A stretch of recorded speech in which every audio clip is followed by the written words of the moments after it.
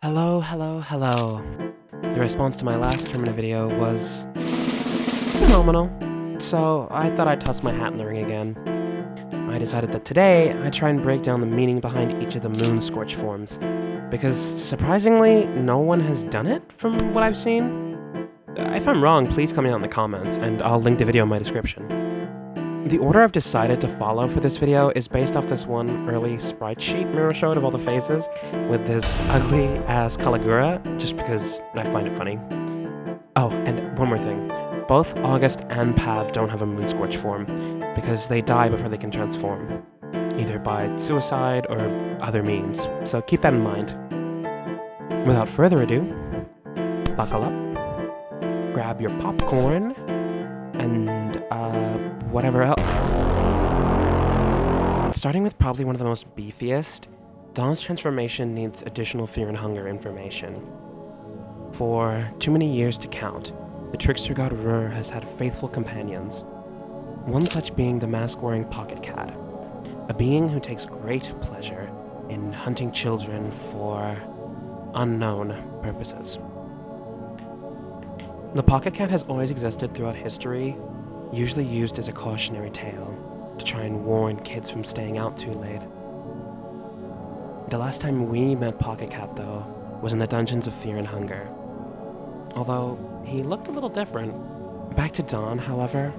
Daan is a man consumed by grief after the love of his life was murdered by his stepfather in a horrific sacrifice for a god that Daan hasn't even heard about before. Desperate to try and find out anything, he ends up coming out empty-handed. Pocket Cat preys on this. Daan has always had an air of darkness around him, something he could never escape, which he hides through layers of puffed cigarette smoke. Another part Pocket Cat was more than willing to exploit as well. Armed with all this knowledge, Pocket Cat made an offer to Daan. We don't know exactly what it is, but something along the lines of knowledge for his soul. Daan deliberated, but eventually accepted, giving up his soul in return for information about the god. In doing so, he was the one tasked with taking up the Pocket Cat mantle. This is how the Pocket Cat has continued on throughout history, preying on weak individuals who walk a path of darkness, just like Daan. Pocket Cat is simply a reflection of the darkness in our hearts that each of us carries, albeit turned up to the extreme. Pocket Cat for Daan isn't so much of a transformation as it is more so just him taking up the role of Pocket Cat. Meaning we don't actually know what Daan's moon Scorched form would look like. It's something I've always been kind of curious about, but oh well. The point, however, though, is that if not Daan, Pocket Cat would have just chosen someone else. There is no escaping it. We all have a Pocket Cat inside.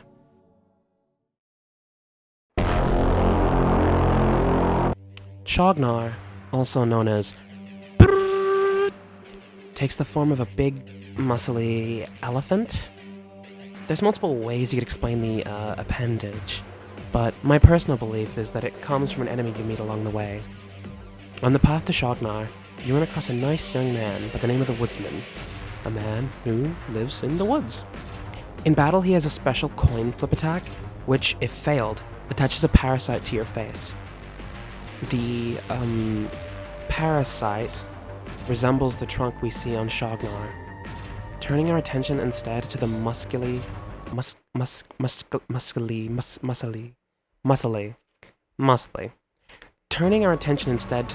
stature of the creature. I'd say the meaning lies more in the contrast between Abella and her work. Abella herself is a very pretty woman, with multiple characters either hitting on her or crushing on her. However, the work she does is seen as a very typically masculine field, especially back in the 40s.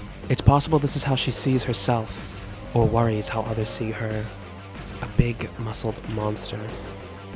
And then finally, I'd be amiss if I didn't mention the origin of the name Shognar. Shognar Fawn is a creature from the literary works of H.P. Lovecraft. It has a long trunk and an elephant-like face. However, its tusk was actually instead more like a leech, and it could be used to drain blood from its victims. Although, why an eldritch god would need blood is a bit beyond me. It doesn't seem very eldritch, it seems more lich.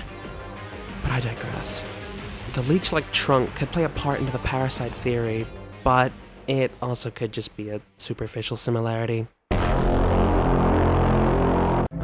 I won't lie, this is probably my least favorite transformation in the game. I love Termina, don't get me wrong, and I think Miro is brilliant, but this one just isn't it. It's not it. The most I can really say for it is that it resembles an enemy from Fear and Hunger 1, known as the Greater Mumbler, which could possibly tie into the fact that he explored the dungeons before, but yeah, there's not really much going on here, which I guess in a way could make sense for Osa, a man who numbed himself to the world, but it's still honestly kinda disappointing.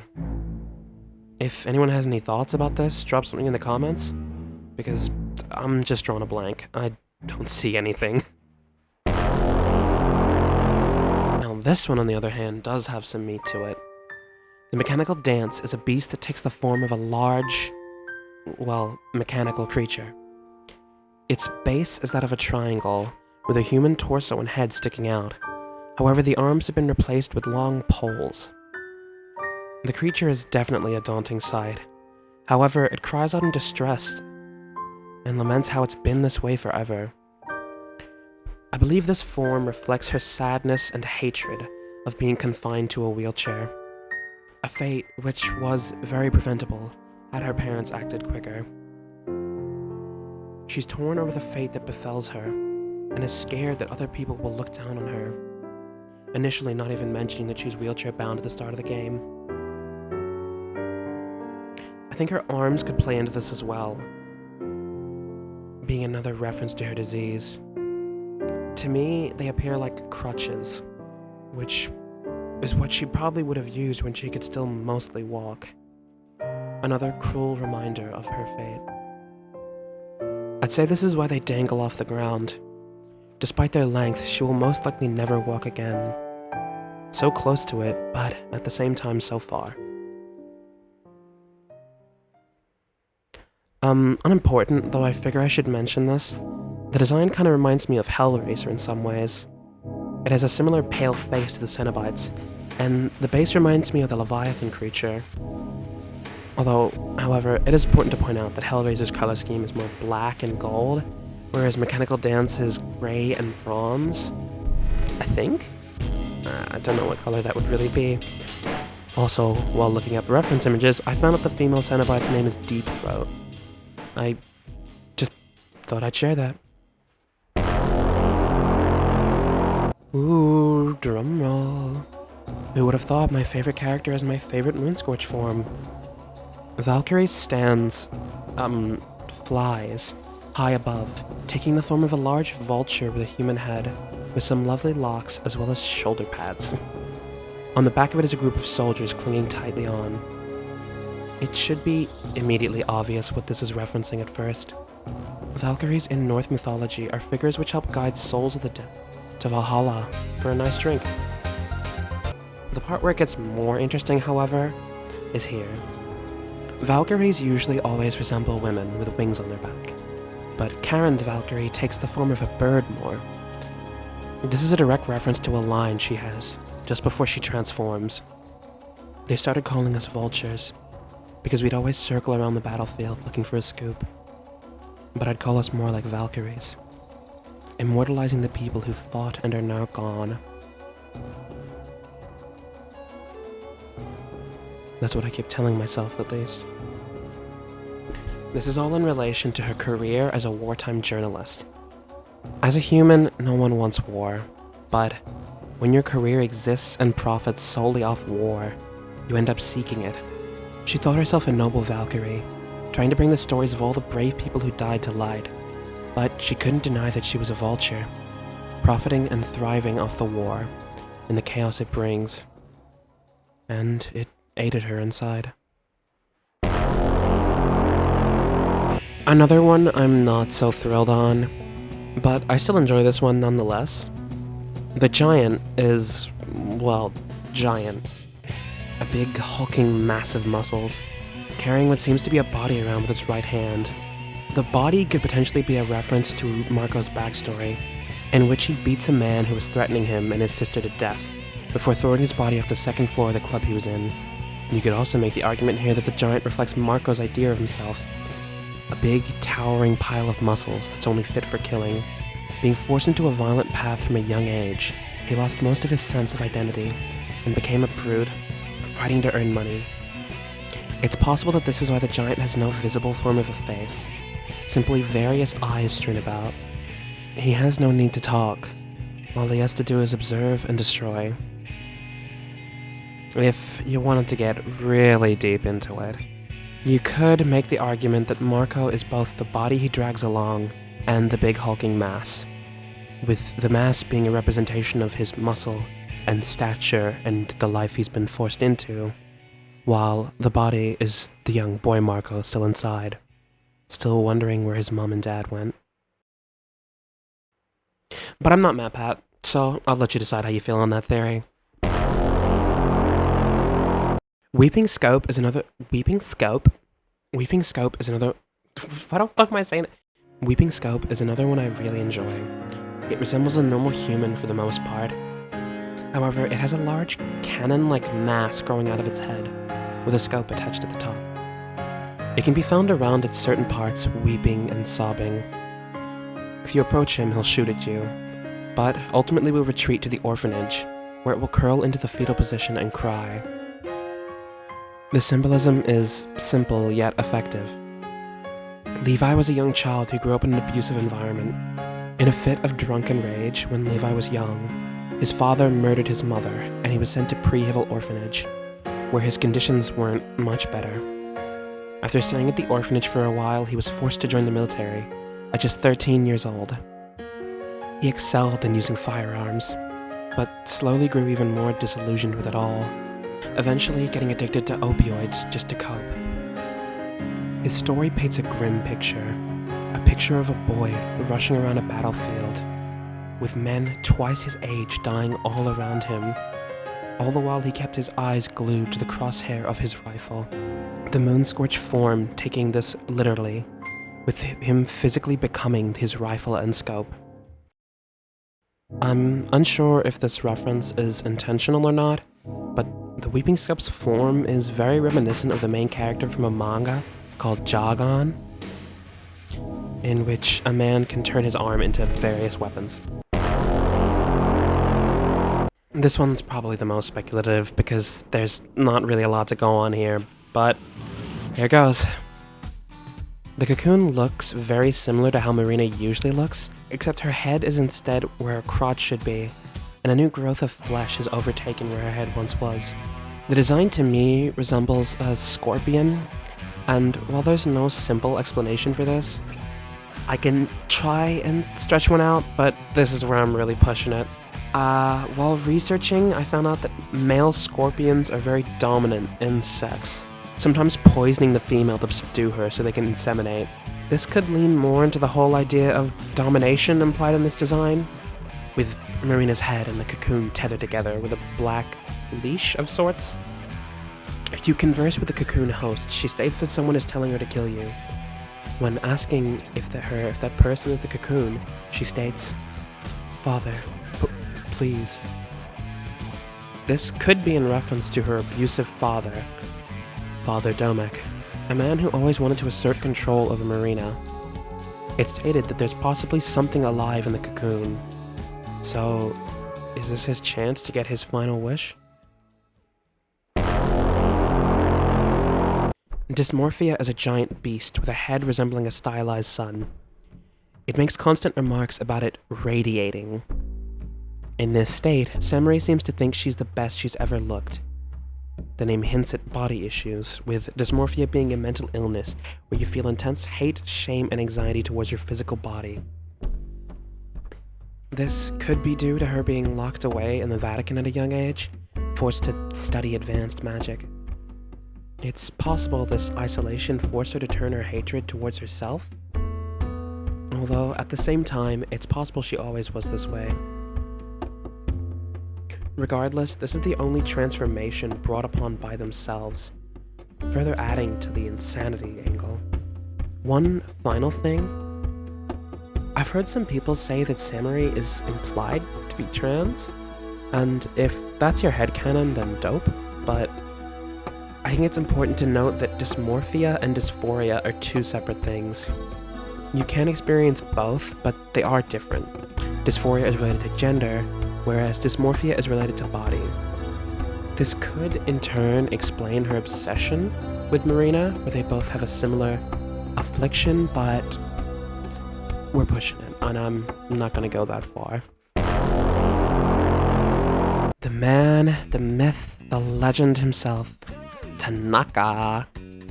Tanaka's moon-scorched form, Judgment, looks very similar to how he looks normally, except his head is trapped in some kind of box, and embedded into him are glass shards. He also carries a whip, but try as I might, I genuinely have no clue what this has to do with him at all. I guess maybe how in cartoons evil bosses whip their employees? Judgment is surprisingly one of the more coherent moon-scorched forms, able to have conversation with you. The interesting part is that he recognizes his transformation, yet doesn't really seem to comment on any of the more physical, painful parts of it. This could be a dig at Japanese business culture, where people are forced to work insane hours to keep up, ignoring their physical health just to make more profit. Unfortunately, I can't not mention this. The glass shards embedded in him are a reference to... you got it. The glass ceiling. And I think that would be a good enough reference on its own if he didn't have dialogue and moves related to the glass ceiling. For those who don't know, the glass ceiling is a business term for the invisible barrier that prevents people from rising higher in companies, be it discrimination based on race, height, looks, weight, sex, whatever. In this, he quite literally broke the glass ceiling, and for doing that, he just got torn up by shrapnel. Henryk. Everyone's favorite chef. Although, I don't think I'd eat what he serves me. Henryk takes the form of the gentleman. A large thing with big ears, and a knife and a fork, wearing clothes. Interesting thing about the gentleman is he seems more interested in having a nice meal instead of trying to murder you, only attacking if you provoke him during mealtime.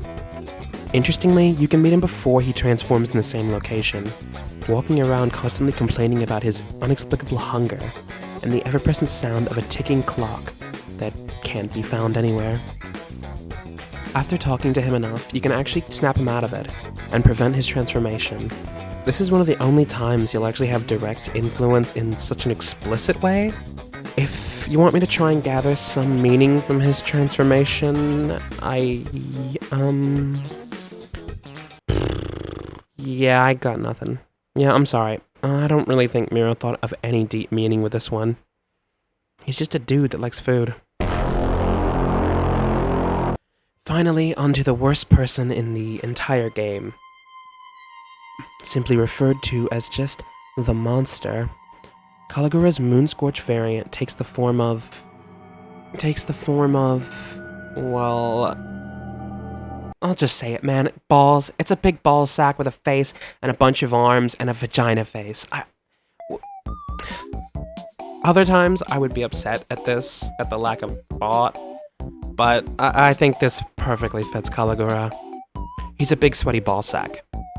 If you want me to dig deeper, though, an argument can be made that the fact his legs are hundreds of arms facing downwards could be a reference to how, as head of a mafia, he's built himself off the backs of hundreds of other people, all doing his dirty work for them, while he sticks his nose up at them. There is another meaning I can take from a pair of sweaty balls living in a sewer. Because of his mafia ties, it's possible this could all be one big joke. Greasy balls. Grease ball. He's being called a grease ball, which, if you don't know, is an old insult against Italian people. One more thing I could gather is that his upper area also resembles a vagina, even seemingly having labia. You could make the argument, at the end of the day, He's a giant pussy as well. Well, there we go. That's it. If any more get added, I'll make an additional video, but I highly doubt it. Anyways, I hope this video was in some way informative, or just entertaining nonetheless. Make sure to smash that bell button and ring that like for a chance to feel joy. Have a great day.